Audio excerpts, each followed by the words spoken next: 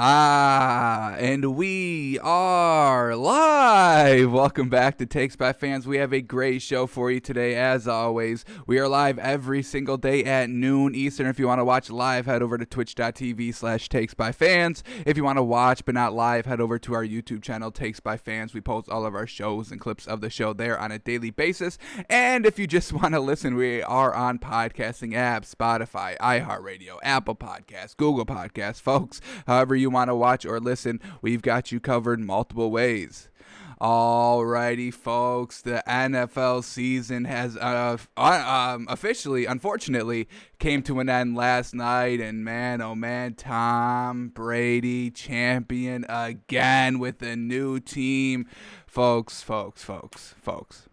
Tom Brady. What can we say about him? He's great. He'll always be great. He'll always rise to the occasion. He'll always be fantastic. I mean, 7-3 in Super Bowls. I mean, that's absurd. That is absurd. So we have to give so much credit to Tom Brady. He's fantastic. We are witnessing the greatest to ever do it in my lifetime. I absolutely love it. Obviously, we picked the Chiefs -3 yesterday. We were wrong, but hey, I'm fine with being wrong because of the performance and the legacy and witnessing greatness, being alive to witness history. I'll take that over winning. A bet. So, congratulations to the Bucs, Tom Brady, Gronk, who else? AB finally got a ring. Congrats to that man. Mike Evans, congrats to him getting a ring. Having to work with Jameis Winston, and then you get the greatest quarterback of all time, and immediately you're Super Bowl champions. I mean, Mike Evans. He's been on the ups and downs, but he's got a ring now. Shout out Bruce Arians, finally got a ring. Great head coach, truly deserves a ring. He is a great, leader, motivator, head coach.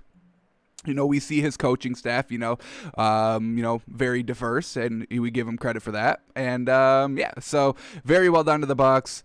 NFL season's unfortunately over, but now we can start talking about, free agency and the draft coming up. So there is still a lot of NFL to talk about, and we will still be talking NFL probably every day on the show, in our kind of story segment. And, maybe we'll do some NFL stuff throughout, the off season. But so we're going to be breaking down the Super Bowl, obviously, today on the show. Break down a little, and folks, I have no idea what happened in the NBA last night. I know we had a moneymaker going, and I think we hit. I think one team pushed, and we actually won on the other one. But we'll be going through what happened in the NBA yesterday, because did y'all watch the NBA? I mean, I was just focused on the Super Bowl all day. As soon as I was done with the show, put it on, making food for the big Super Bowl party I had. And, so obviously, I was only focused on the Super Bowl, but we will still talk NBA. We can still break down what happened. And then there's NBA obviously on today, so we got to get prepared, get back on track with that. So that's what we got on the show today.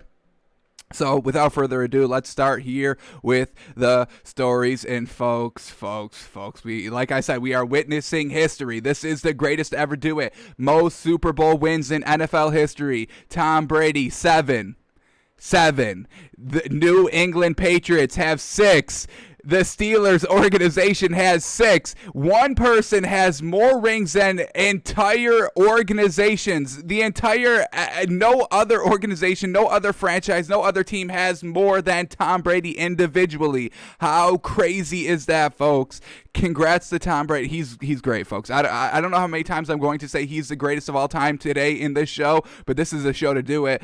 He's the greatest of all time. He's the greatest I've ever seen do it. Congrats. He put up points. He threw, 3 touchdowns, no picks. We're the clown, because we thought he would be throwing picks. But, hey, he cleans it up in the greatest game, in the best game, the one game that matters more than any other game, and he steps up every single time. So, egg on our face for doubting the man. Alrighty, and then, man, oh man, just complete opposites. I mean, we were thinking Tom Brady was going to throw picks, not look too great, and we thought the Chiefs would just absolutely blow him out because, we were kind of taking Week 12 as kind of the gospel of what we thought would happen in the Super Bowl. And, I don't want to be penalized. Don't come at me in the comments being like, that's kind of a stupid way to think. I mean, folks, they had everything lined up. Chiefs at Bucks at home for the Super Bowl. Everything was really there. I mean, Tom Brady already had all of his weapons in Week 12. Now, teams can obviously change in 7 weeks. I get it, but at the end of the day, they still matched up together, and the Chiefs blew them out. So we thought that was going to happen again, but it didn't. And this is a huge reason why fewest passing yards per attempt in a Super Bowl since 2006. I really don't care about that. I just want to look at the yards. Patrick Mahomes in this Super Bowl, passing yards per attempt. These aren't completions. This isn't completions. This is him just throwing the ball either incomplete or complete, and he's only averaging 5.5 yards a passing attempt in the Super Bowl. They never spread the ball down the field throughout the entire game, and that is kind of a huge reason why the Chiefs lost. And we have to give a ton of credit, so much freaking credit, to the Bucs defense and Todd Bowles, because they locked up Travis Kelsey, they locked up Tyreek Hill, did not let either of those two players get behind them,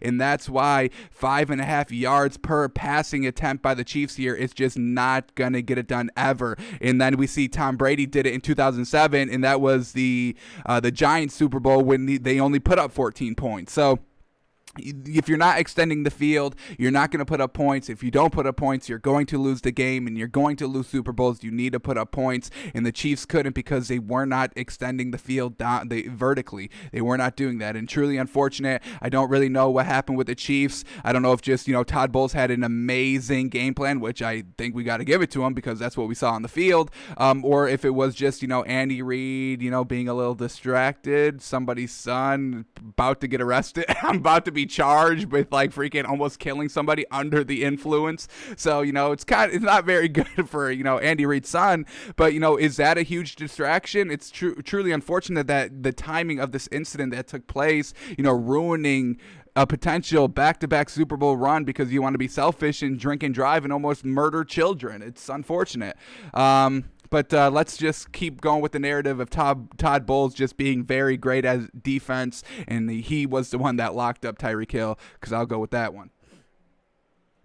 And then, folks, here it is, just a little bit deeper into, the Chiefs not going down vertically down the field. Here it is, Patrick Mahomes' passing chart.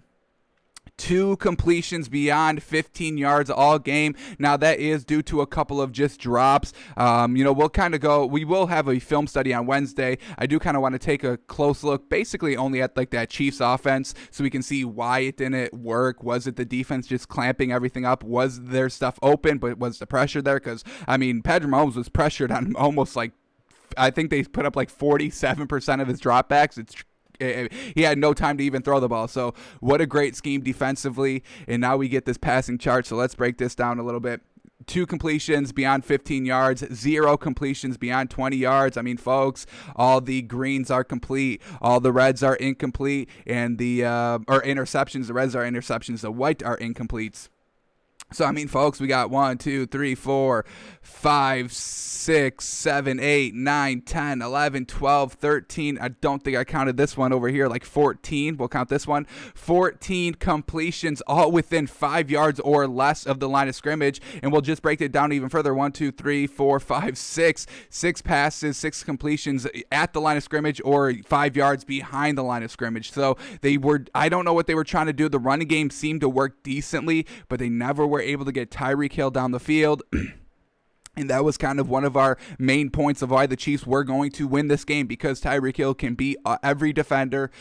Group defense, triple coverage, quadruple coverage, it didn't matter. He would be able to outrun and outburn everybody, but he never had the chance here because Patrick Mahomes was always pressured. So, it takes time to run 30 yards, even with Tyreek Hill running, 15 miles an hour right from the start of this, right from the snap.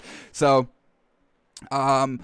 just unfortunate here by the Chiefs. Just a really kind of short passing game. This isn't gonna, this is not going to challenge any defense right here. If you just see this as a defense, be like, oh, they just do everything underneath, we're gonna have an easy game and we're gonna win by a lot, because if we have no chance of getting beat deep, that's really all we have to worry about. We don't got to worry about Tyreek Hill if we pressure Patrick Mahomes.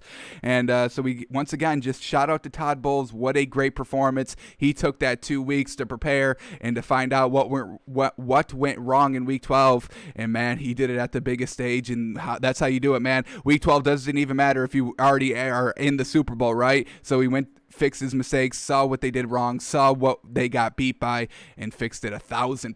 1,000% he fixed those defensive holes that Tyreek Hill was just running all through. Alrighty, and Tom Brady's not done, folks. The man is going to go for 8. We get the quote, "We're coming back" by Tom Brady. GOAT talk. I mean, folks, did we really think he was just going to retire after this one? He's still looking good. I mean, we see great performances by him. Now, we have seen, obviously, a couple stinker games this season. But, I mean, like we said, he's 43, folks. I mean, we're the clowns for, looking too much into those bad games. So once again, I got to apologize to Tom Brady. When you go against the GOAT, it just ends badly. We went against them. We took the Saints over the Bucks. We took the Packers over the Bucks. We took the Chiefs over the Bucks. He proved us wrong 3 straight games. I mean, can we talk about that run? Brady knocking off Breeze, a potential GOAT. Aaron Rodgers, a potential GOAT. Patrick Mahomes, a future GOAT. I mean, this man just ran the gauntlet and has a ring because of it in one season with Tampa Bay. I mean, it's absolutely incredible. I have never seen anything like this. So I'm glad that I'm living through it. I'm glad I can talk about it. I'm glad I'm witnessing it. And Tom Brady, congratulations again. I'll keep saying it, folks. I will say that 100 times today. I don't care. Congratulations, Tom Brady.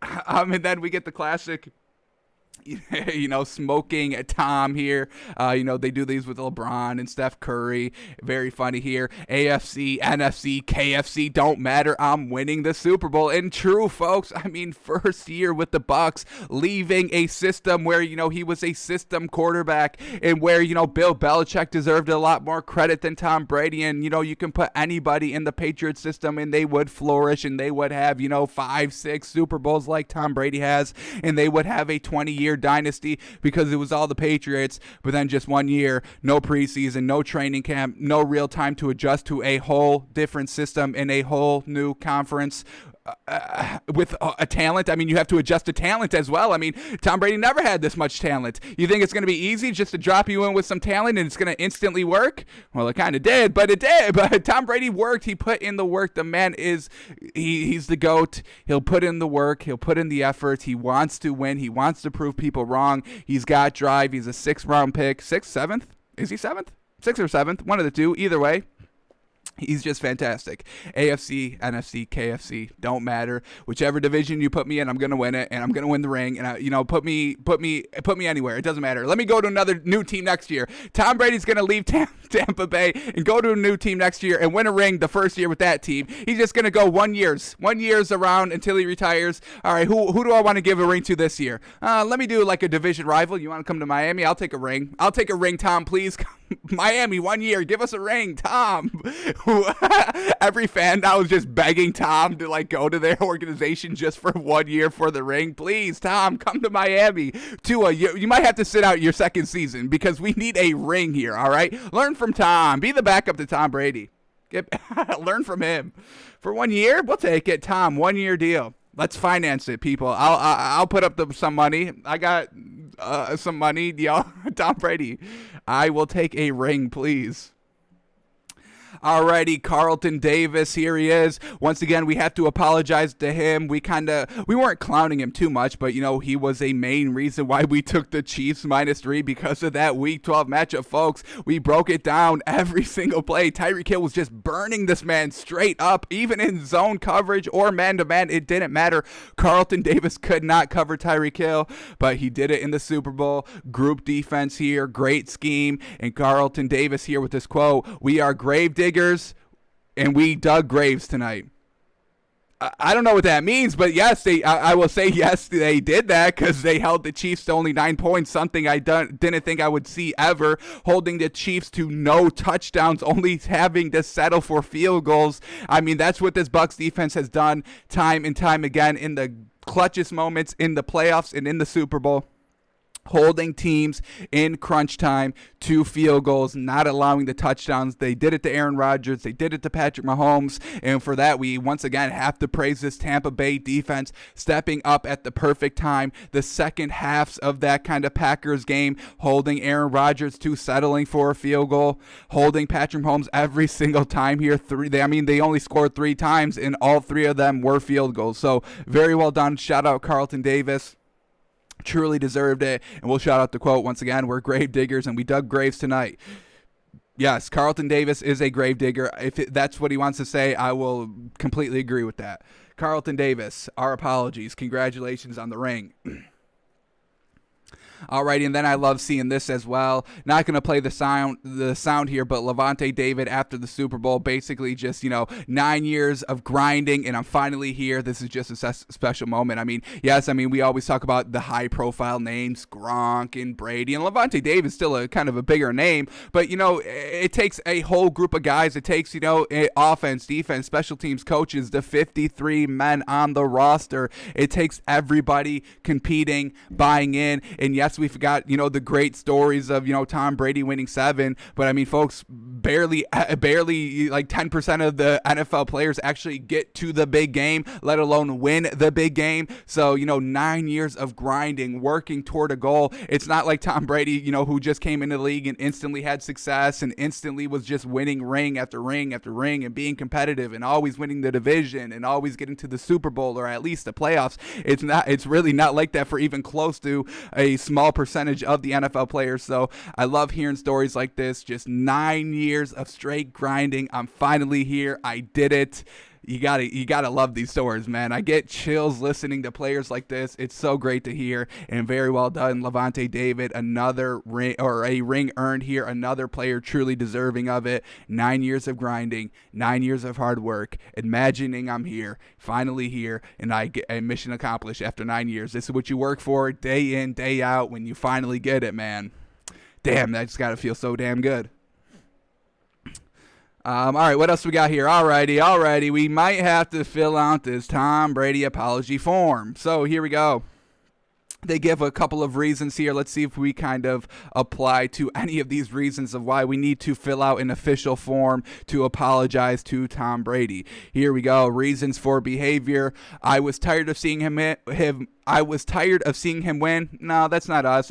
We love to see people win. We want to see the greatness go against greatness and win. I've got no problems. You have Tom Brady winning 7 Super Bowls, even though that he was in the Dolphins, division while doing so. I don't care about that. I want to see the greatest. So not that reason. Fan of AFC East team? Well, I am, but that's once again not a reason why we have to apologize to Tom Brady. I loved him when he was in New England. I want to see the greatest of all time, folks. That's what I want to see in sports. I don't care. Yes, I root for a team and I want to see that team do well, but I'm not going to hate on greatness, folks. I think that's a little lame. I don't like that.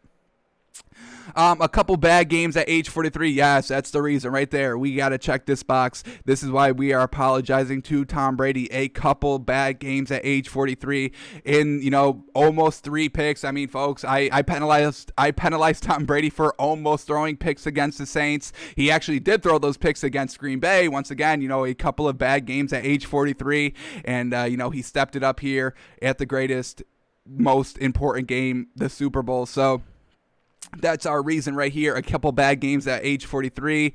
I don't know football. I wouldn't go that far. Peyton Manning fan? No. I like Tom Brady over Peyton Manning and thought he'd be retired by now. I did think he'd be retired by now. I kind of thought 2 seasons ago his arm would start to decline a little bit. I was wrong there. But the main reason why we have to apologize to Tom Brady is a couple of bad games at age 43. The Week 12 matchup, I took too much into consideration. The potential picks against the Saints, I took too much into that of consideration, and the 3 points in the second half, the 3 interceptions against the Packers, I took too much of that into consideration of my decision of who would win the Super Bowl. So for those reasons, Tom Brady, we apologize here at Takes by Fans. We will not ever doubt the GOAT, the legend, the greatest of all time ever again. So hopefully you guys can forgive us. You can forgive us, Tom, and come to Miami now, please. We apologize, Tom. Come over to Miami. 1 season. Give us 1. You did it for Tampa. Do another. Do all Florida. Jacksonville, Tampa Bay. Watch this man run the Miami gauntlet or the Florida gauntlet, folks. 3 Florida teams, all 1 year. Everybody gets rings, and then he retires out on top. That's what I want to see. But do the Dolphins next while you got the momentum here. So Tom Brady to Miami. Get this trending, y'all. Alrighty, and then, right after Tom Brady wins, ESPN makes this graphic, folks. Everybody wants to, everybody's not satisfied just being the greatest of their own sport. Now people want to have the greatest cross-sport argument, and I just saw kind of like an argument or kind of a different kind of segment being brought up in the last like 2 or 3 weeks now of who's the greatest team athlete and, team sport athlete and non-team sport athlete. And it's like, folks, what are we doing? Can we just keep it to the sport? You will never be able to compare basketball to football. Folks, they're different sports. First of all, it's comparing apples to oranges. You cannot do it. Can we stop saying, there's got to be one greatest athlete of all time in like non-sport or non-team sports and team sports and just an overall who's the greatest of all time? Stop it. Can we just start appreciating greatness and stop comparing them? If you want to compare greatness in the sports, I've got no problem with that. The LeBron Jordan debate, have it. I don't care. I don't like to participate in it, but have it. I don't mind it. Brady, Montana, Breeze, Rodgers, Mahomes, who's the greatest? Yes, have that debate. I have no problem with that. But then when we're comparing Serena Williams to Tom Brady, I think we've gone a little bit too far, folks. This makes no sense. It's tennis and football. One, you just bat around the ball. No contact. One, you're getting hit in the mouth. I want to see Serena Williams get hit in the mouth and continue on playing. Let's have it. Let's see that. Let's have a contact tennis sport because Tom Brady's getting knocked around. We saw him get sacked a couple of times even early in this game, but he gets right back up and throws darts, throws touchdowns. So after every set, right, game, set, match, game, set, match, set. Yeah, the sets after every set in tennis, the two tennis players meet right at the net, and they each punch each other at the hardest they can in the face. No defense. The other person just has to take it. Everybody gets one punch after every set, and let's see how y'all rebound after getting hit in the mouth. I want to see that. If we're going to compare Serena Williams to Tom Brady, I think that's the only fair way to do it. We have to see how Serena Williams takes a punch to the mouth and then continues on playing. We have to see that because we're talking. I mean, if we want to see who's the greatest of all time, we got to see who can take a punch and get right back up and keep playing at the highest level. So yes, Serena's dominating tennis. You can make the GOAT for her of being the greatest tennis player. Tom Brady is the greatest football player. I'm saying this, and you just cannot compare tennis and football. Can we stop this nonsense, folks? And of course, ESPN would be the one to do it, right? I mean, I got 24 hours to fill up sports. I got to talk about something, but this is not something we should be comparing. Tom Brady to Serena Williams. They're the GOAT of their respective sports. You cannot compare tennis and football unless we start punching Serena Williams in the mouth, and we may be able to start talking about it. But until that happens, we can't do it. Alrighty, here we go. Our prop bets, our picks of the Super Bowl. Let's review and see how we have done. So our official pick on the line was Chiefs -3. We liked the Bucks +3.5, but we missed out on it. We waited too long on the value, and it was gone the next day. So unfortunate there. We probably would have locked in Bucks +3.5 if that's what the final was. But hey, we did do Chiefs -3. Got to live with that one, and we did lose because of that. I mean, folks, they put up 9 points. I did not expect that ever. I don't think anybody expected the Chiefs to put up 9 points, honestly. So, that's just how, sports go, games go. Sometimes it's just not your day, and it was definitely not even close to the Chiefs' night last night. So, unfortunate there. We didn't hit that, but let's see how we did with these prop bets because we did have kind of a lot of them. Alrighty, the first one's not looking so good here. Chiefs over 14.5 points in the first half. Well, they didn't even put up 14.5 points the entire dang game. So, unfortunate there. Then we doubled down and said Chiefs over 13.5 points in the second half. We thought they were going to be scoring the entire game. Once again, they didn't even put up 13.5 points for the entire game. Unfortunate there. So hit those two. Or didn't hit those two. Then we have Brady's picks, his interceptions over half. And folks, almost on this one. We almost doubled down correctly on this one. So we said Brady would throw at least one pick, and we said that Tyrann Mathieu would have a pick. And folks, what did we get on Sunday, Super Bowl? Well, let's take you back to second quarter, 8 minutes, 3 seconds left in the second quarter. The score is 7-3. Let's run this little play because, Tom Brady throws a pick to Tyrann Mathieu. Unfortunately, it gets called back by a penalty. But let's watch this because we were basically right. We called it. Tom Brady would throw a pick. and Tyrann Mathieu would be the one picking him off. Here it is. Tom Brady's ball's tipped at the line of scrimmage. Fournette tips it even more, and Tyrann Mathieu, the ball hawk, folks. We have been saying this all season long. He is all over the field. He will have a pick because this man knows where to be. He's always at the right place at the right time on defense. That's what we love about him, and we saw it here in the Super Bowl. Unfortunately, we're going to get a flag for holding, defensive holding. It's trash. It's not a great call. We're going to watch it right here. But we were right for a split second of Tyrann Mathieu picking off Tom Brady. This close, folks. This close. But a flag takes it back. Unfortunate. Here it is. This is going to be the hold. It's on Mike Evans. It's a comeback route. They're both fighting back to the ball. I think the ball was out of Tom Brady's hands even before a hold. I don't really see a hold here. Where's the hold? Where's the hold? He had to hang on to him because Mike Evans was trying to push him off coming back to the ball. It's just a simple 10-yard comeback route for Mike Evans on the sideline. I didn't see any holding there, but this really kind of turned the tide of the game. And I'm not going to blame the refs for bailing out the Bucs because still the Chiefs couldn't do anything offensively anyway.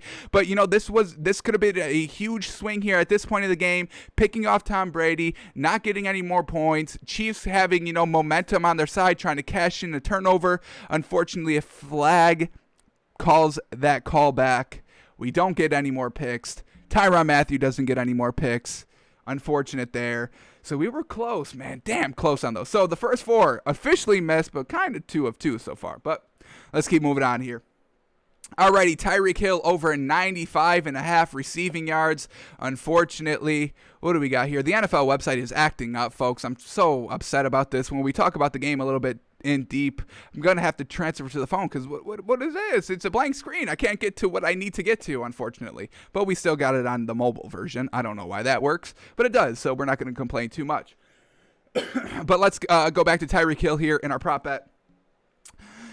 We said he would do over 95.5 receiving yards, and he ended at 73. Unfortunate, no big explosive plays. He was really locked up all game. Missed out on that one, unfortunately. Alrighty, folks, it gets better a little bit, right? Well, for a second. So here we go.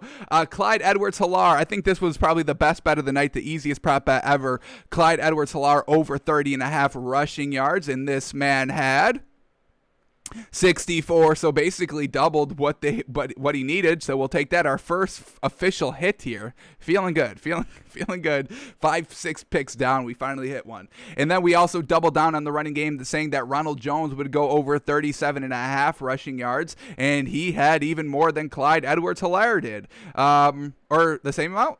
64 for Clyde Edwards-Helaire. So Ronald Jones had a little less, but still over 37.5 with these 61 rushing yards. So running backs, at least they have our backs, right? The running backs were doing their things all game. So we hit 2 in a row there. Then we said that Mahomes would go over 2.5 touchdown passes. The man didn't even throw one. They couldn't even get a score. They couldn't even score a touchdown rushing the ball, let alone passing the ball. So we were 2.5 over there. Unfortunate. We thought he would throw 3. And we thought because he would throw 3 and have a great game to Tyreek Hill and all that he would win the game and be the Super Bowl MVP. We said Mahomes would be the Super Bowl MVP. They didn't even win the game. So you can't be the MVP if you don't win the darn game. And you definitely can't be the MVP in a game you lose in which you throw no touchdowns and multiple interceptions. So missed out big there. We went very, very heavy on the Chiefs here, and we were a little off. And then on top of that, not only did we get everything else wrong, we got a 50-50 coin toss wrong as well. We said the coin toss would be tails. It was heads. We did a live coin toss here on the show. I was all ready to auction it off here as, the prophecy coin. Unfortunately, we called it tails. We flipped the coin live yesterday on the show. It was tails. And then the actual call was heads. So didn't do too great. Didn't do too great on our prop bets. Officially only 2 hit, unofficially 4 hit if you count the pick, which I am still counting. So we will say officially 4 correct, folks. 4 prop bets out of, how many do we do? 1, 2, 3, 4, 5, 6, 7, 8, 9, 10. Damn. Not great there. Alrighty, and then the last story we'll talk about, and then we'll go a little bit deeper into the NFL Super Bowl, and then we'll talk about the NBA. The Knicks, this just broke like half hour before going live here. The Knicks have just announced that they have finalized their trade with Detroit to acquire Derrick Rose. Finally, Knicks getting a little bit better. They're already pretty good. I think they're 6th in the East right now. How crazy is that? This Knicks team, a lot of young emerging stars, and now they have a nice veteran here in Derrick Rose, who is already familiar with the head coach of the Knicks. They had time together in Chicago, made it work. He won the MVP that when Tom Thibodeau was there. So this is great. Derrick Rose gets off Detroit, who's a garbage team. Can't do anything there, but he'll have success here in the Knicks. He'll probably come off the bench still. Maybe not, though. We'll see where they kind of stick him. But, he's going to bring a great veteran presence to this Knicks team, this young Knicks team. And I'm very excited to see kind of Derrick Rose get back on track here. He's been having decent success in, kind of lower tier teams. Now, this Knicks team isn't anything good, but they are young and emerging, and they can make kind of a playoff run. And I would like to see Derrick Rose kind of be able to compete for a championship again, because he does have, some special talent. Alrighty, so let's go to this now. Let's start going a little bit deeper. We are going to have a cash and trash list this week for the Super Bowl game, so we'll kind of close out our NFL cash and trash list tomorrow on the show. I do kind of want to watch film on Wednesday as well of the Super Bowl, so we will kind of stick to our kind of usual NFL schedule, at least for the first half of this week, and then we'll start doing other things on Thursday and Friday, since there's no other games to kind of guess and react and start talking about. So we will kind of have an early same schedule here of the NFL. So unfortunately, as I said, this NFL website on desktop, I'm on a laptop right now, it does not load, unfortunately, but I do want to kind of just go over the drives and all the stats of the Super Bowl. So I do have it on my phone. I am looking at that. I promise. It's right here, folks. It's right there. I'm not lying to y'all. So here we go. Let's start here with the stats of the Bucks and Chiefs, and then we'll go into the drive chart because it is a little interesting. I'm sure everybody watched the game, but let's kind of recap a little bit so we all are on the same page moving forward. So here we go. Let's start with the Chiefs stats. Patrick Mahomes had a really not great game. 26 of 49 completion. 270 yards is pretty good on 26 completions. It wasn't anything great. It's, 10 yards, basically what Brady did as well, but just no big plays down the field. And the Bucs defense, once again, gosh darn, it's good. And then they also picked Patrick Mahomes off twice, allowing him not to even throw one touchdown. They really barely ever got down into really the goal to go, which is, kind of the Bucs specialty defensively and where the kind of Chiefs thrive as well. So Patrick Mahomes had a really not great game, no touchdowns, 2 picks. Clyde Edwards-Helaire had a decent running game, 9 carries, 64 yards. That's pretty decent. They just didn't really stick with it. As we see, Patrick Mahomes throwing the ball 49 times. Clyde Edwards, leading rusher, only 9 carries. Tyreek Hill only having 1. Darrell Williams only having 2. And, Le'Veon Bell not even playing. So interesting there. I understand, when you get down, kind of big, you have to stop running the ball because you need points quickly. And this Chiefs team was down 21-6 at halftime. Really not a lot of room to start running the ball, especially with the Bucs putting up 10 more points in the third quarter. So not very great there.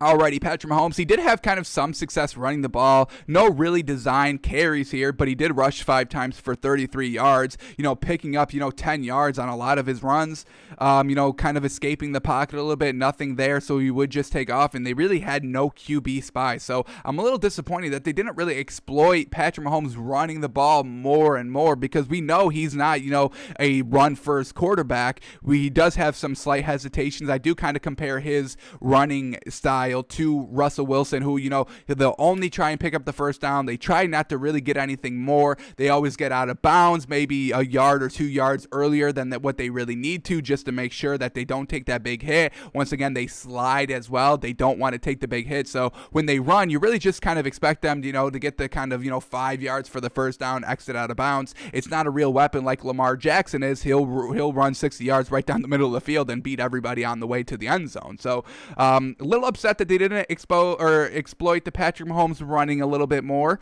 I think there's a lot more they could have done with this team, with this offense in this game. Obviously, coming back, the day after the Super Bowl and with all the information given. I know it's easy to say that, but, also watching the game, these are, my thoughts as well. It's unfortunate. But I definitely think, Patrick Mahomes, straight running the ball would have stopped that pressure from coming, had to, force one extra player to not blitz and kind of drop back and kind of play a little safe coverage, just zoning in and spying on Patrick Mahomes. But they still kind of just kept with the drop backs. The pressure kept coming. They had to get rid of the ball quickly. And, they only put up 9 points because of it. So unfortunate game plan here offensively for this Chiefs team. And you really don't see that with, Andy Reid and Eric Bieniemy, especially with 2 weeks to prepare. Kind of bizarre, this offense here for the Chiefs. Alrighty, so that was the running game. Tyreek Hill, 1 rush for 5 yards, and Darrell Williams, 2 rushes for 5 yards. So, really, they only ran by running backs 11 plays. Not going to get it done. All right, now these receivers. Travis Kelsey still had 10 catches for 133 yards. He was consistently open in the second half because now the Bucs, they were just playing, off, kind of like what the Chiefs were doing in that Week 12 matchup. That's why the Bucs put up 14 points in the fourth quarter, because the Chiefs were just backing off, letting you get to 10 yards, but nothing more, eat up the clock, and that's what the Bucs were doing in the second half. So that's why they kind of had a little bit more success. The Chiefs did, but it ultimately came away with no points because that Bucs defense would start to shut it down once they got, over midfield right before that 40-yard line, because they know once they get past that 40-yard line, they're at least scoring 3 points. So the Bucs shut it down. That bend but don't break defense was absolutely magnificent the entire game, all 4 quarters for the Bucs. So Travis Kelsey, a lot of his yards coming in the second half, 10 receptions, 133 yards. Everything was kind of contested over the middle of the field. He never really got behind the defense for a big catch. Same thing with Tyreek Hill, second leading receiver for the Chiefs, 7 receptions, 73 yards, never got behind the defense, unfortunately, and that's why, they lose the game, because you need Tyreek Hill to exploit the defense and extend the field vertically, and he never got it done. And once again, for that, we have to give so much credit to Todd Bowles defensively for this Bucs team. It's absolutely fantastic. Folks, and once again, just no real depth at the wide receiver position for the Chiefs. Folks, Travis Kelsey is still a tight end, and he's still the leading wide receiver for this team. It just cannot work, especially when you go from, this is kind of the leading wide receivers here, 133 yards by Travis Kelsey. Then the next highest is Tyreek Hill, obviously, with 73. Then the next highest is Clyde Edwards-Helaire, the running back, with 23 yards. So, and then we have Sammy Watkins, 1 catch for 13 yards. So never really got anybody else involved. Mecole Hardman only had 2 catches for 4 yards. So once again, the Bucs were shutting down everybody, not allowing anything to happen. They shut down the stars. They shut down the second star. They shut down the B squad of Sammy Watkins and Mecole Hardman and Demarcus Robinson, that kind of wide receiver that's been out with the COVID, that was in question all week. Only 1 catch for 11 yards. So really no great production out of the passing game. And man, oh man, that Bucs defense steps up real freaking big, man. Nobody fumbled. Patrick Mahomes did fumble, but he got it back, so no lost fumbles, just the 2 picks by him. And those were the only turnovers, I believe, for the entire game, because I do not believe the Bucs had any. So now let's start talking about the Bucs now, since, we just went over the Chiefs. Tom Brady, man, 21 of 29, only 8 incompletions. Absolutely fantastic. 50-50 Brady is no longer, folks. Congrats. Tom Brady has broken the 50-50 curse here in this playoff run.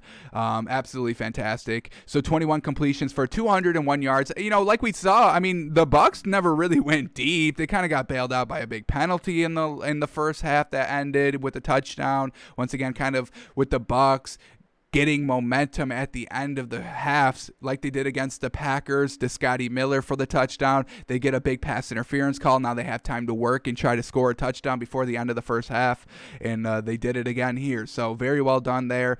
So not a lot of, it was kind of a lot of dink and dunk by Tom Brady, just taking what the defense gives you. So I'm not gonna penalize Tom Brady for doing what you're supposed to do. If everything is covered down the field, you just dump it off to your running backs, your tight ends, and that's what he did. Folks, we're gonna talk about his leading wide receivers, and it is kind of funny to talk about when we get there. But I mean, it's not their wide receivers that are doing this work. It's the running backs, it's the tight ends, and Tom Brady loves going to his tight ends over the middle of the field shortly, within 5-10 yards, and that's what we saw pretty much all game. But I'm not going to knock him for doing what you're supposed to do, because you can do the flip argument. Why couldn't the Chiefs do that? Why couldn't the Chiefs just try to dump it off to the back out of the backfield? Because they tried, and it got sniffed out, and it got shut down immediately by the Bucs. Like Patrick Mahomes would throw, a pass right on the line of scrimmage, and the Bucs would be instantly there to defend it. They were pressing all game. They could not stop Tyreek Hill if you let him go for more than 3 seconds. So they tried to press Patrick Mahomes, blitz him, get him off balance, 2.5 seconds, either bring him down or force the ball out so Tyreek Hill cannot catch the ball, and that's exactly what they did. So they all rallied up, never got burned behind them, would rally at the point of attack of the catch, and that's why the Chiefs only put up 9 points. It's absolutely fantastic. So Tom Brady, a little bit of dink and dunk, but yeah, it got the job done, and it put up 31 points. So I'll take a dink and dunk win, MVP, Super Bowl MVP. Yes, I don't care. Give me the ring, give me the win. I will do whatever it takes to win. Tom Brady does. I love it. Alrighty, Leonard Fournette. Now the rushing game, once again, a lot better than the Chiefs. Obviously, they had more freedom because they had a big lead pretty much for the majority of the game, so they had more times to run the ball. So Leonard Fournette, 16 carries for 89 yards and a touchdown. The man had a fantastic game, and it's kind of interesting that Bruce Arians used Leonard Fournette as the premier back. We saw Ronald Jones be the premier back for the entire season, really, and even in the playoff games, even against the Packers and all that. Ronald Jones was the main guy. So kind of a huge switch up there. I think that's perfect for Bruce Arians. I mean, Leonard Fournette's a great talent, so he can easily be a number one running back. Obviously, we saw him with the Jags.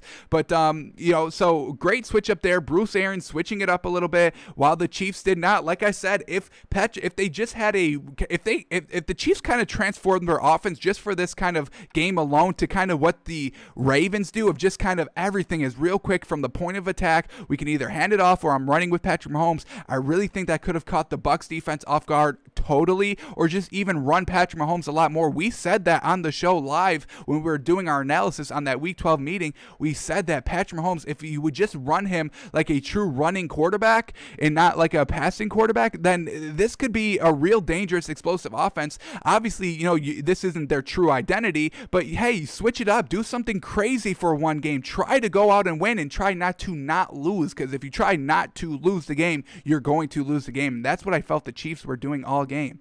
Not great.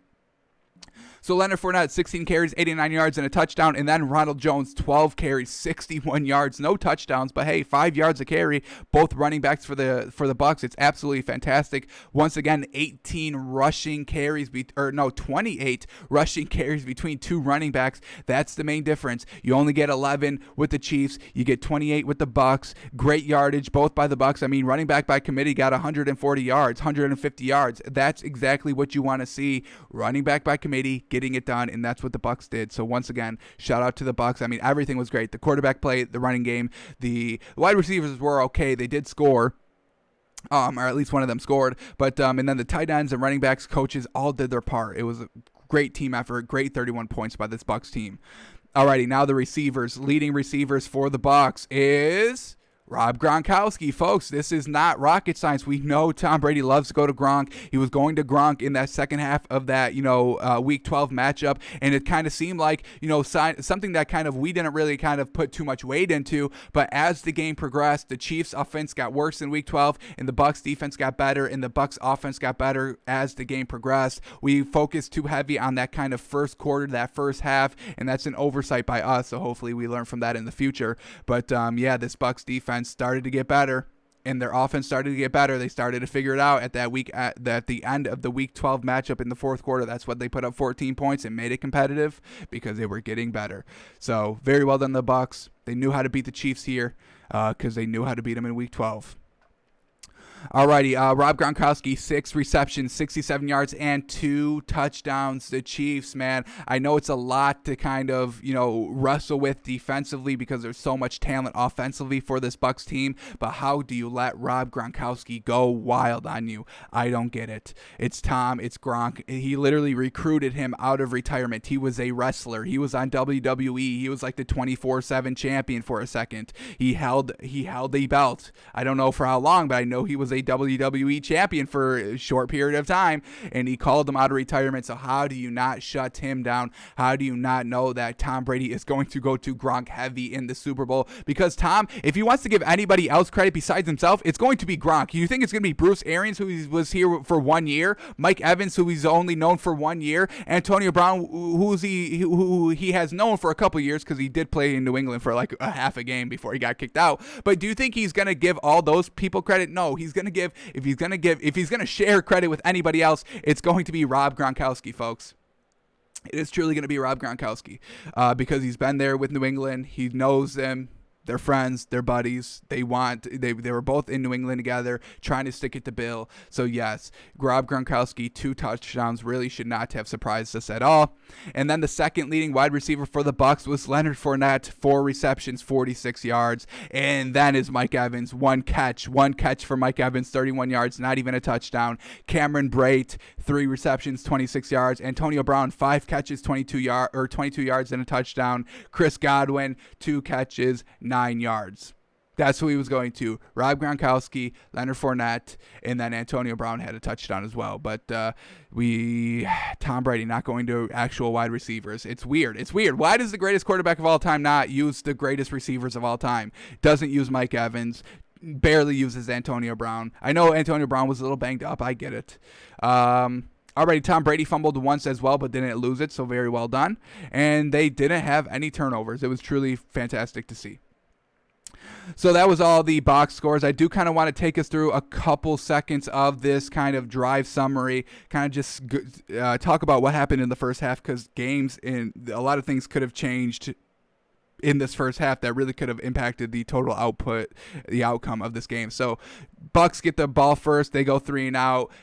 Chiefs go their first drive, 6 plays, 16 yards, really can't do anything. The Bucs punt, then the Chiefs get on the board, scoring a field goal, 3-0 game, and you think the Chiefs are going to be good at this point, but then the Bucs go down and score a touchdown, and let's see how they do it on this 8-play, 70-yard drive for 4 minutes.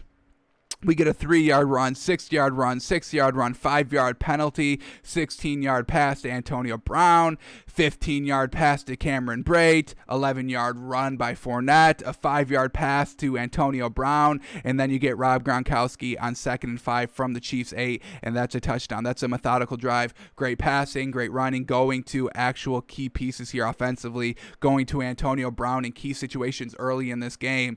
Hey, we got to give Brady and Antonio Brown credit for that. So now it makes it 7-3, and then what do the Chiefs do after giving up a touchdown like that? They go 3 and out. The drive only lasted 47 seconds, folks. Unfortunate there. And then this one, I do kind of want to watch this very quickly here because this was absolutely fantastic. Let me bring this up. Here we go. What's the time on it? What's the time? All right, here we go. 12:25 in the second quarter. Let's watch this quickly.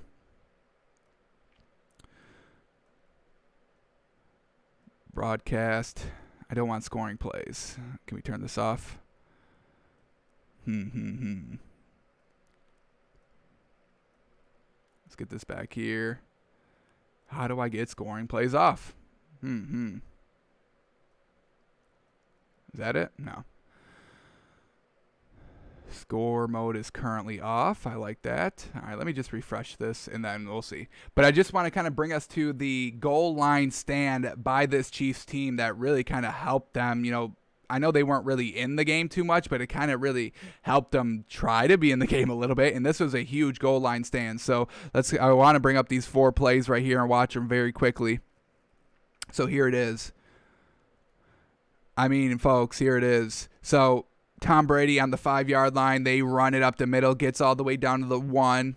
Now 2nd and goal from the 2. They get down to the 2. 2nd and goal from the 2. Chiefs, the Bucks try to throw the ball, and just look at this. The big lineman couldn't hold on. Great defense to knock the ball out right at the end there. And now it's 3rd and goal, and the Chiefs defense is hanging. I mean, look at that, folks. Hitting them right in the face mask. How many times have we seen the ball hit the player in the face mask? That's a great throw. If it hits you in the face mask, that's a great pass. That just means you have trash hands. And we saw that with Travis Kelsey and Tyreek Hill, and now this lineman. What was up with that all game long?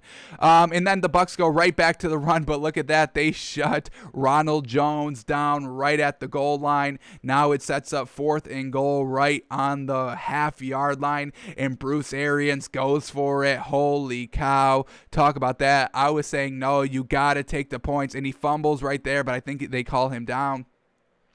So 4th and goal right from the 1-yard line. Heavy stack formation. Now heavy to the right. And once again, the Chiefs just meet him in the hole, and he can't get the ball across. And it's a turnover on downs right at the half-yard line. And wow, the Chiefs had a lot of momentum here, but the Bucks ended up really benefiting the most out of this, because we'll talk about it in a second, but let's watch this play one more time. I mean, look at this, folks. Literally just met him at the hole. No give. That defender, holy cow, didn't even get pushed back at all. When you're getting hit by, a running back going through a hole, the man is determined. So, holy cow. The Bucks couldn't score. This game could have been totally different at this point if the Chiefs went down and scored a touchdown. Now it's 10-7. The Bucks have no more momentum. They just lost out on 3 points, and we could have been talking about a whole nother game. Unfortunately, that was not the outcome, though. So they end up stopping them there.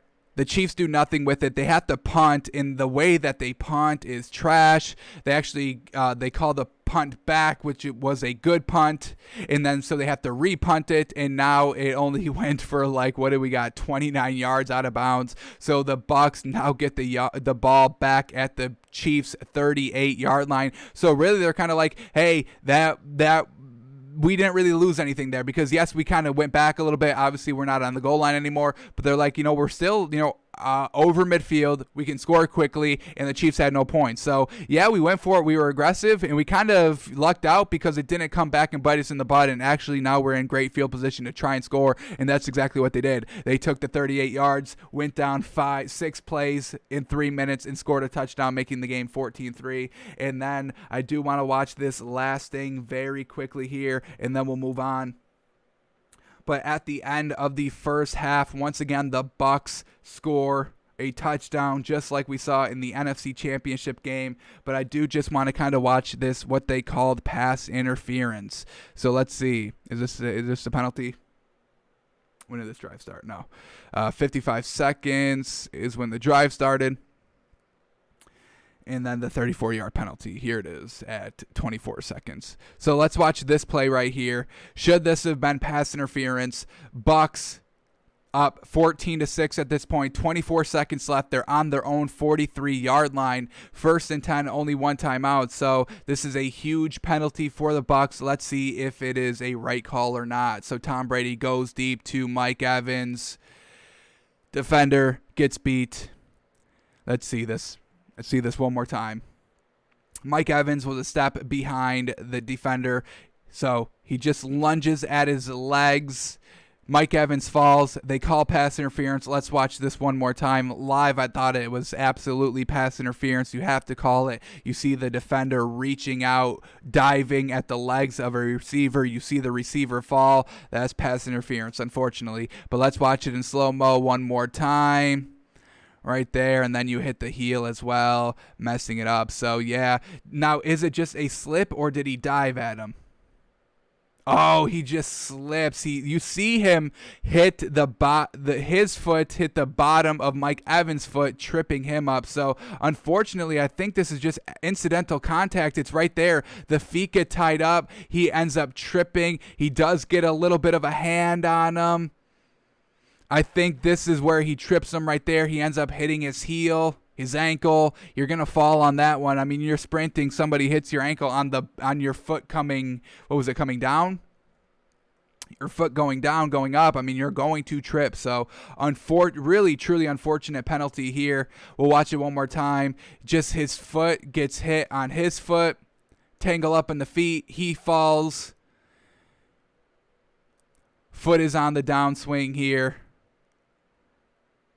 and he gets pushed. So this play really sets up the touchdown, unfortunately, before half, making it 21-6 instead of 14-6. And now the Chiefs only down one score. Try to get the ball back, or they do get the ball to start the second half, so they have something, an opportunity to try and tie up the game. Unfortunately, that's not what happens. So, alrighty, I think that's all we have to really cover. We covered the stats. We covered some of the drives. I think that's it. That was the Super Bowl, y'all. Crazy. But Brady's the GOAT. He gets the ring. He gets another championship with the new team. Best winning quarterback, best winning player. He's his own organization now because he's got more titles than any one team in the NFL. So, very well done. And before we stop talking about NFL, I want to shout out Tony Romo. What a performance. What a call. I loved everything about it. This man can call games. He can call Super Bowls, make them more entertaining than what they are, and he keeps an engaged audience on his broadcasting. So very well done, Tony Romo. We both know that Jay Gruden can never do what you do. If you put Jay Gruden in this booth, I'm sure it will have the worst ratings ever. I probably would have turned it off if I had to listen to Jay Gruden talk for 3.5 straight hours. So Tony Romo, thank you for calling a fantastic game, bringing your insight on the field, guessing the plays. It was truly appreciated to watch. I loved it. Jay Gruden's trash. That will be my final thoughts on the Super Bowl. Jay Gruden is trash.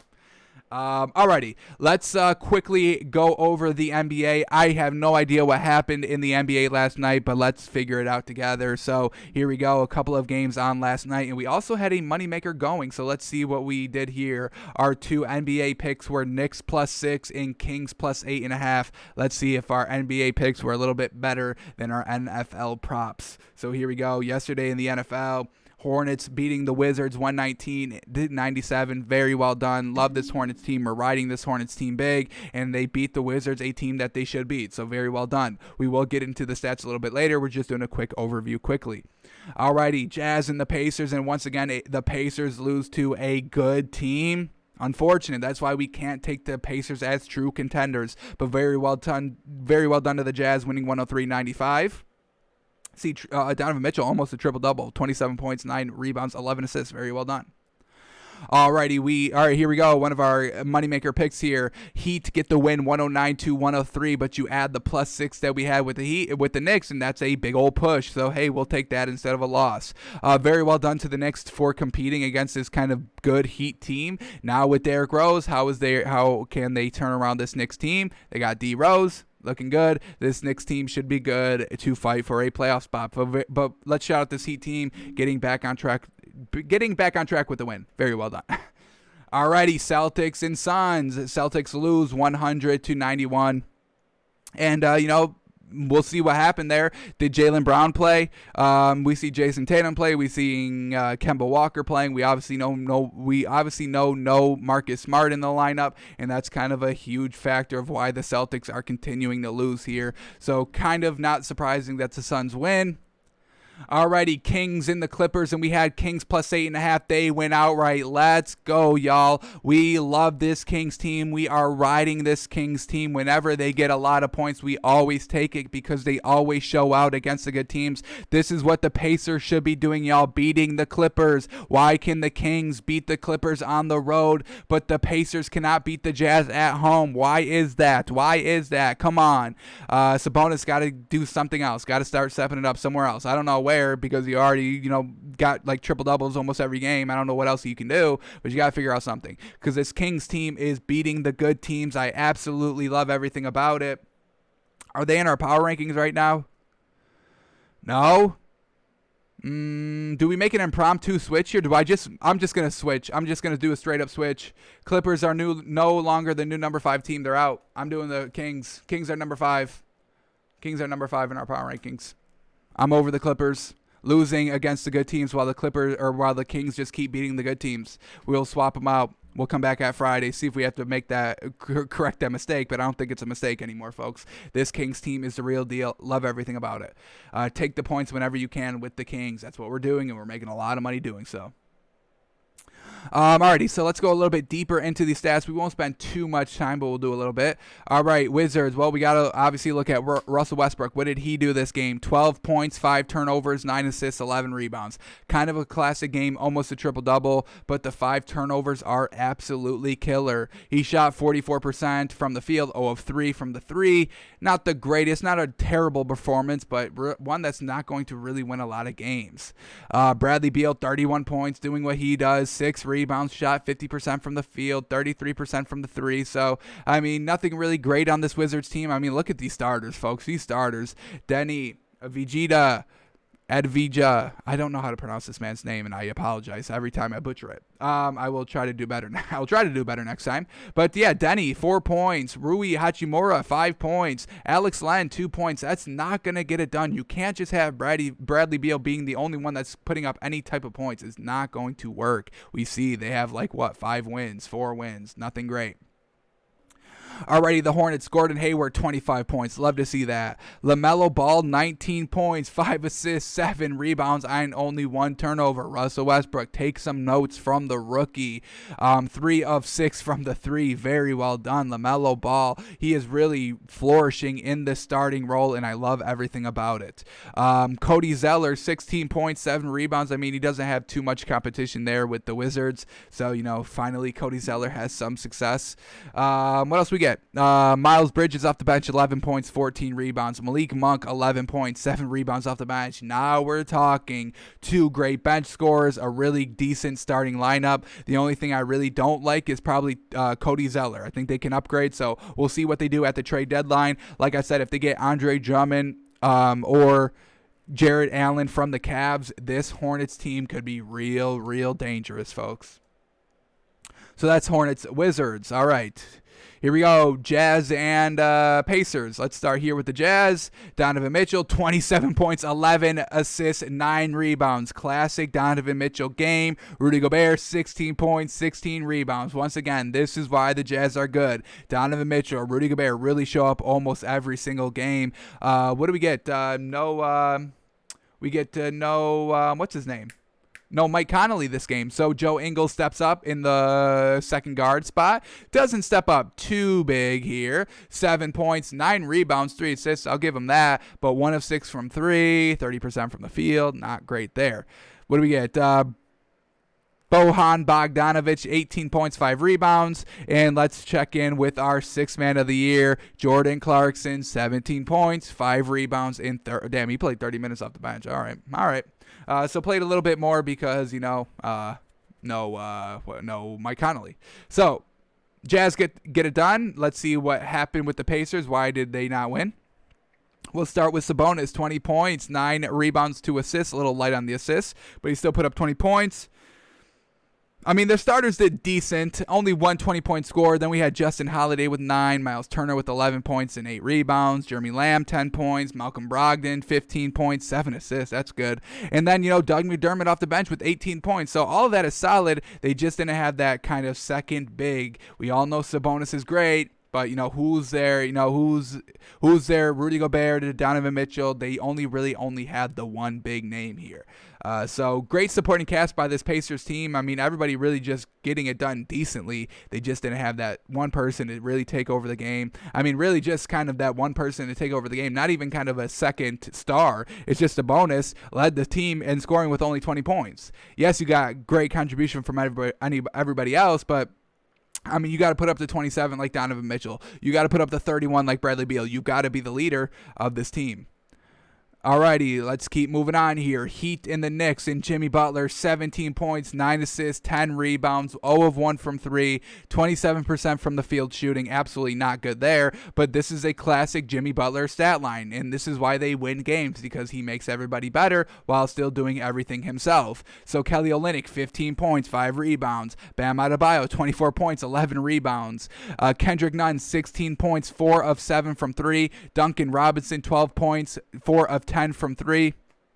6 rebounds to go along with that. Tyler Hero off the bench, 16 points, 6 rebounds through 2 of 3 off or from the 3. So yes, everybody really stepping it up. We see Goran Dragic did not play, so that's kind of a huge piece there. So that's why we see Duncan Robinson and Kendrick Nunn in the starting lineup. So very well done to the Heat to getting back on track now that Jimmy Butler is kind of once again fully incorporated into the starting lineup. They're getting back on track. They'll make the playoffs. Paul Pierce, relax on that. Alrighty, Knicks now. Now that this is their last game without Derrick Rose. So we'll see how they change. But Julius Randle, 26 points, so freaking consistent. 13 rebounds, 7 assists. RJ Barrett, bad game by him. Only 3 points. So that's a little why they lost this game. RJ Barrett and Julius Randle, those are their 2 big names. They both have to be putting up 20, 25 points a game. Reggie Bullock, 21 points. I'll give that man it. Mitchell Robinson, only 6 points. Not going to get it done. Alfred Payton, only 7 points. Not going to get it done. So we'll see where Derrick Rose is going to fit in this kind of lineup here. I mean, if you said about Alfred Payton off the bench and put Derrick Rose and RJ Barrett and then Julius Randle, that's the 3. I think I'm behind that. And then, is Derrick Rose teaming up with Taj Gibson again? Damn. They did play in Buffalo or the Bulls together. So this Knicks team, watch out. I can't wait for Derrick Rose's first game. This is going to be good.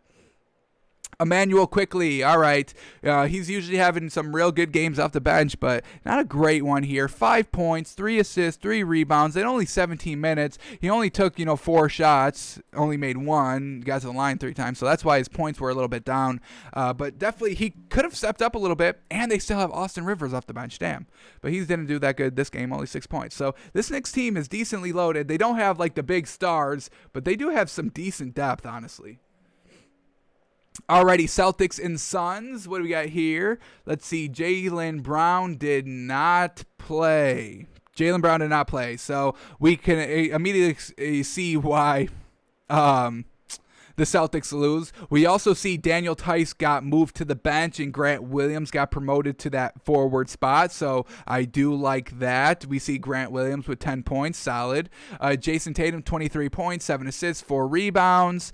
Tristan Thompson, 6 points, 12 rebounds. All right. Carson Edwards in the starting lineup here, 2 points, not getting it done. Shot 16%. That is not great. Kemba Walker, 14 points on 20% shooting. Once again, Kemba Walker really highs and lows in the season. He needs to step it up, especially with Jaylen Brown out, with no Marcus Smart. Kemba Walker needs to start stepping it up, and he doesn't. So I feel for Jason Tatum here. He's the only star that is consistently getting it done, doing what he's supposed to, stepping up every single game.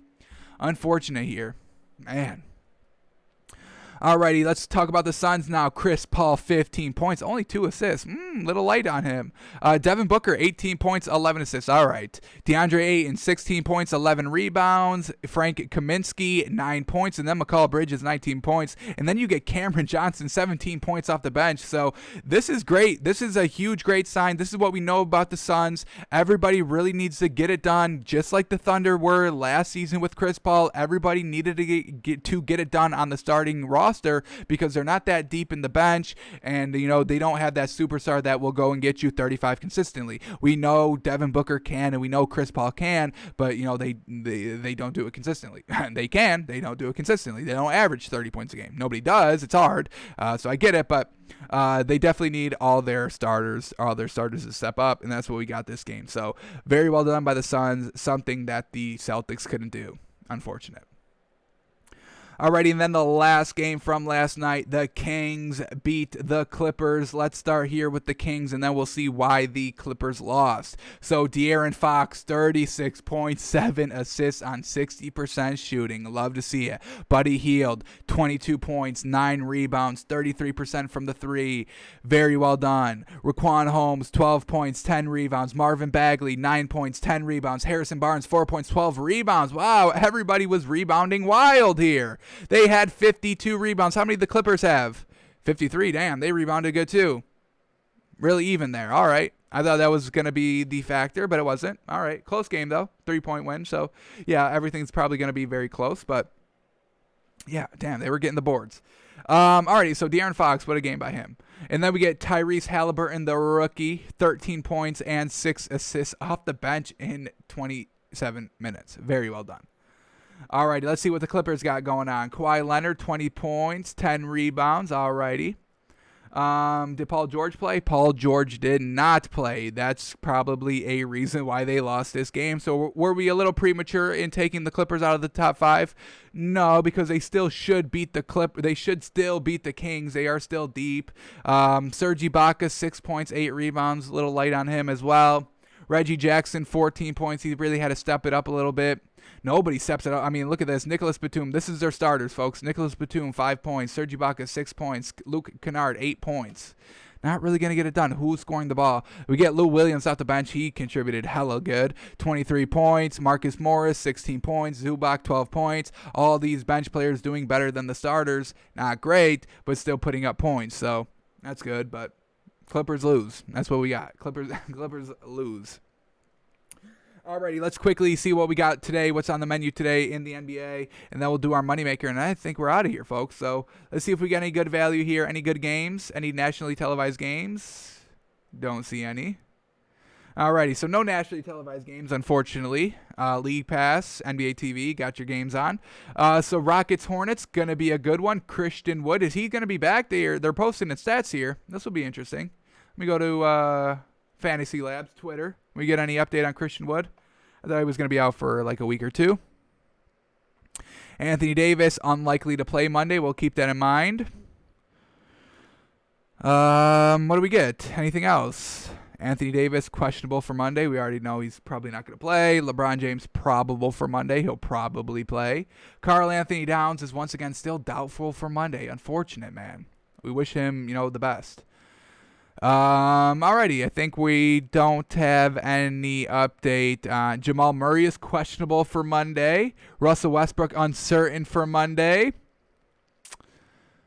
Alrighty, so still no update on Christian Wood. Unfortunate. I'm assuming Victor Oladipo and John Wall are playing. They got the Hornets, who we are kind of big on as well. So this is going to be a good one to watch. Definitely going to try and watch this one.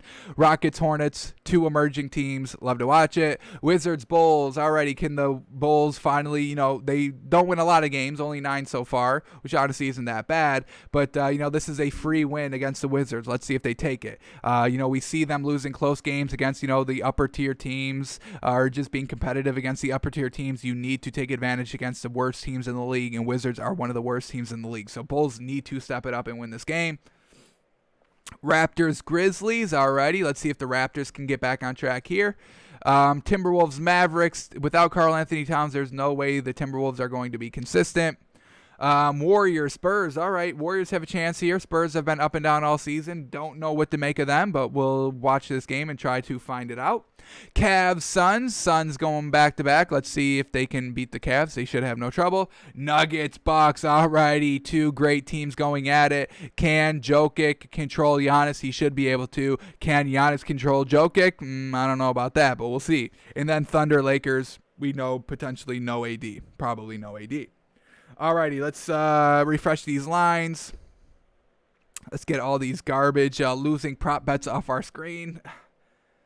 So let's get to the NBA. Oh, yeah, we definitely got to take these off. I thought I was going to do it itself, but you're going to make me forcefully exit 10 prop bets that really only 2 hit. Unfortunate. All right, so let's get these NBA lines up to date here. Alrighty, Rockets, Hornets. Hornets plus 3.5 at home. Not bad. Cody Zeller against the Rockets is probably going to get beat up by DeMarcus Cousins. So they still got DeMarcus Cousins on the Rockets. They're still going to be fine with the beef down low.